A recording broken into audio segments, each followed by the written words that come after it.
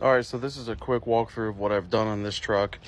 The first thing is obviously the Code 3.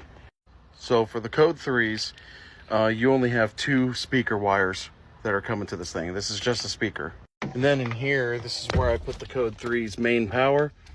And then that's what actuates the speaker box. Inside of here is where I put the control box for the siren.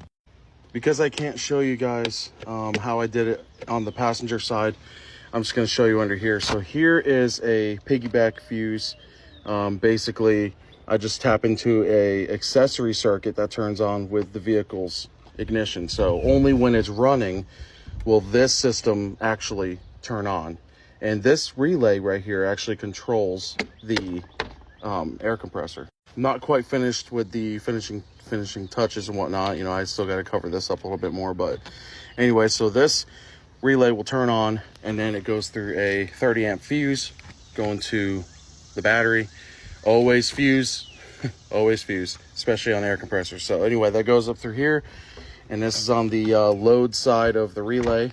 So when the relay turns on from when you start the ignition, then it'll allow electricity to flow to the compressor. And while I'm over here, I'll just show you. This is the solenoid for the United Pacific 24-inch air horn. And again, not finished, so don't judge me. Tapped into the factory harness for the factory horns. There's the air line that runs neatly under the truck. And then here is the air box. Let's pull this out. So I have a quick connect fitting on the back here. This is a 90-degree fitting for a 1/4 inch air line. And then I sleeved the power and the negative and put automotive harnesses on it. So that way I can disconnect it, or the customer can just disconnect it. And then down here, I grabbed some cable cord wraps or cord connectors and just drilled them into the plastic accessory. I don't know what that is. That's like an accessory. It's over here too.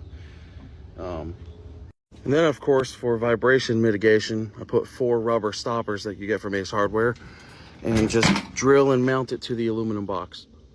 There's really not a whole lot to it. I mean, drill your holes, mount it to the aluminum, and put some rubber stoppers or some sort of feet to prevent it from vibrating in the truck bed.